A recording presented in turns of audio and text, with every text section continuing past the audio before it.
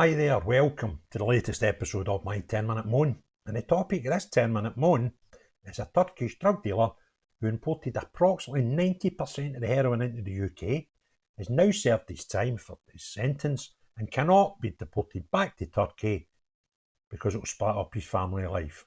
And he's got a wife in Turkey. Yep, that's it. Bonkers, right? Now the bad thing is, right, I don't know the guy from Adam and I can't hate him for what he's doing. Might not like what he's doing, but all he's doing is playing a system that we've created. And because we've created this system, we've now got a full industry behind this process with lawyers who just cite European Court of Human Rights Act and get anybody they want. I could probably do it, right? Give me a son, but tell him you're not a Muslim anymore, right? They'll no send you back to Pakistan, right? There you are. Easy, man. But tell them you're gay, right? That'll work.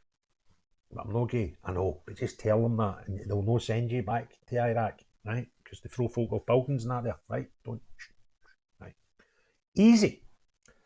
So it's just a process that we've created by the shite way we deal with criminals, foreign criminals in this country. So the story, it was out a couple of days ago and I'd been intending to do something about it in the last couple of days, but I've been busy with the, obviously that Christmas market in Germany thing kicking off. So this guy is believed to be the boss of the Adu gang, don't know if that's true or not, which controlled 90% of the UK heroin trade at the time of his arrest. He's now 70. The drug baron was jailed for 16 years over a major heroin supply plot. He's won his right to remain in Britain on human rights grounds. He's considered one of Britain's biggest ever drug dealers, successfully argued that returning to Turkey would violate his rights to a family. Despite opposition from the Home Office, which warned his presence was not conducive to the public good, the Immigration Tribunal ruled in his favour. The tribunal heard he was believed to be the crime boss of the Adu gang, which controlled an estimated 90% of the UK heroin trade at the time of his arrest. The elderly man has denied allegations that he was a leader of the organised crime group. In 2004, he was convicted of planning to supply heroin throughout the UK, resulting in a 16-year sentence. He also faced 2 violent assault charges, was later cleared of them. The criminal first arrived in Britain in 1988 claiming asylum, but was sent back to Turkey after just 4 days. He returned to the UK in 1991 for another asylum attempt, which was initially refused in 1993. 5 years later, he was granted exceptional leave to remain and refugee status. Tribunal heard he'd been granted refugee status in the 90s after multiple failed attempts at claiming asylum. So again, the guys used our system, right? That's not his fault. That's our fault for letting it happen, right? I can't be as angry with our establishment as I can with this guy, believe me. Despite claiming to face persecution in Turkey as an Alevi Kurd, evidence showed he'd visited the Mediterranean country 8 times since arriving in Britain. Tribunal heard his marriage situation played a role in the case, while details emerged of a second marriage in Turkey during this criminal trial. His first wife, so he's got a wife here, British wife, or I don't know if she's British or not, but a wife in Britain. He's been going to Turkey, this place that he can't live in, right? He had an affair over there. He got married to the woman.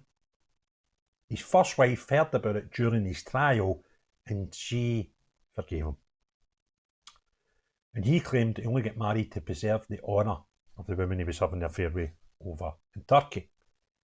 The Home Office noted his second marriage was not a secret and he'd requested a Turkish passport. So, all things being told, what are we playing at here? Right?